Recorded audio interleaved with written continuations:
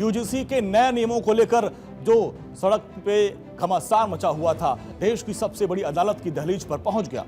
नियमों में बदलाव को लेकर छिड़ा यह विवाद अब कानूनी जंग का रूप ले चुका है, जिस पर आज देश की सबसे बड़ी अदालत में सुनवाई हुई और बहुत महत्वपूर्ण टिप्पणी आज माननीय सुप्रीम कोर्ट ने की है। उसको जरा आप समझिए। यूजीसी के नए नियमों पर सुप्रीम रोक लग गई है, ये एक राहत की खबर है।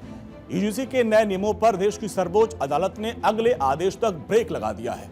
Chief justice of India Suryakant और जस्टिस जयमाल्या बागची की बेंच ने सुनवाई के दौरान कहा कि ये नियम साफ नहीं है, इनका गलत इस्तेमाल हो सकता है और इसलिए कोर्ट ने इन नियमों पर तुरंत रोक लगा दिया है। सुप्रीम कोर्ट ने कहा कि इसके प्रावधान स्पष्ट नहीं है, इनका गलत इस्तेमाल हो सकता है।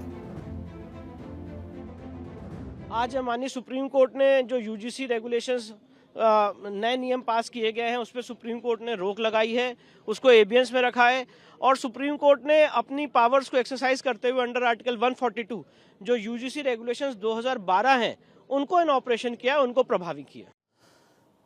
सुप्रीम कोर्ट का यह फैसला उन लोगों के लिए राहत की खबर है जिन्होंने इन नियमों को चुनौती दी थी। याचिकाकर्ताओं का कहना है कि यह नियम समानता के सिद्धांत के बिल्कुल खिलाफ है और कुछ समूहों को बाहर कर सकता है। उन्होंने यह भी कहा कि ये नियम यूजीसी एक्ट के प्रावधानों का उल्लंघन करते हैं। अब सुप्रीम कोर्ट ने क्या कुछ कहा, अब आपको विस्तार से बताते हैं, अब आप देखिए। सुप्रीम कोर्ट ने अपनी टिप्पणी में कहा कि जब भेदभाव की परिभाषा पहले से सभी तरह के भेदभाव को कवर करती है तो जाति आधारित भेदभाव को अलग से परिभाषित करने की जरूरत क्यों पड़ी। बहुत महत्वपूर्ण टिप्पणी है। रेगुलेशंस में रैगिंग को लेकर इसको क्यों नहीं शामिल किया गया, जबकि ये कैंपस की सबसे बड़ी समस्या है, इसको लेकर भी सवाल उठाया कोर्ट ने।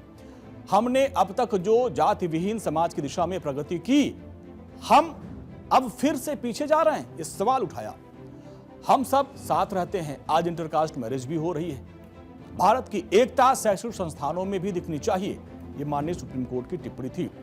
अब सुप्रीम कोर्ट ने विवादित नियमों को और उसके क्रियान्वयन पर रोक लगाते हुए शिक्षा जगत को एक बड़ी राहत दी है। अदालत का यह फैसला न केवल हजारों संस्थानों और लाखों छात्रों के लिए संजीवनी बनकर आया, बल्कि इसने यूजीसी की नई नीतियों की समीक्षा के द्वार भी खोल दिए। कोर्ट ने यह भी कहा कि आदेश दिया कि 2012 में जो नियम थे फिलहाल अभी वो लागू रहेंगे। इस मामले में जो अगली सुनवाई है वो 19 मार्च को होगी।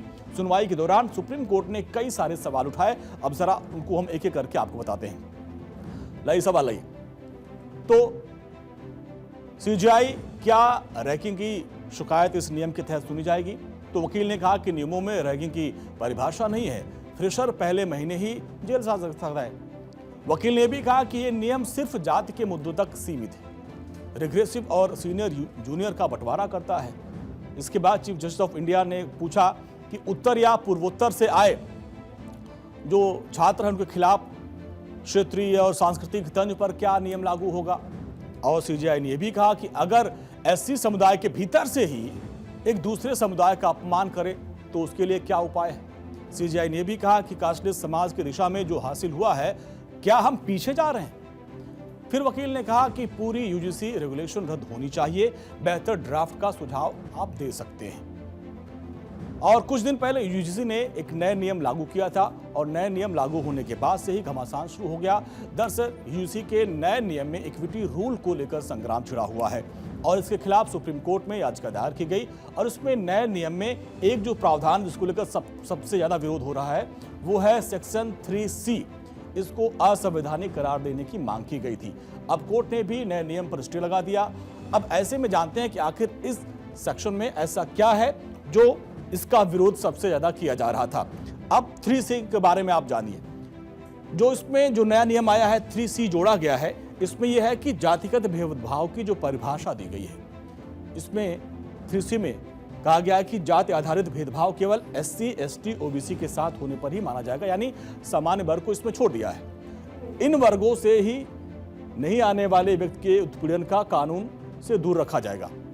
तो इसीलिए जो है सामान्य वर्ग के लोग नाराज हैं। और आप देखिए बवाल क्यों है। एक्ट में प्रावधान पहले आप जानिए, SC, ST और OBC छात्रों का जो प्रोटेक्शन होगा, लेकिन विरोध की वजह क्या है? जनरल कैटेगरी के छात्रों के साथ इसमें भेदभाव की उम्मीद है, जिसकी वजह से पूरा यहाँ पे विरोध किया जा रहा है। एक्ट में प्रावधान क्या है?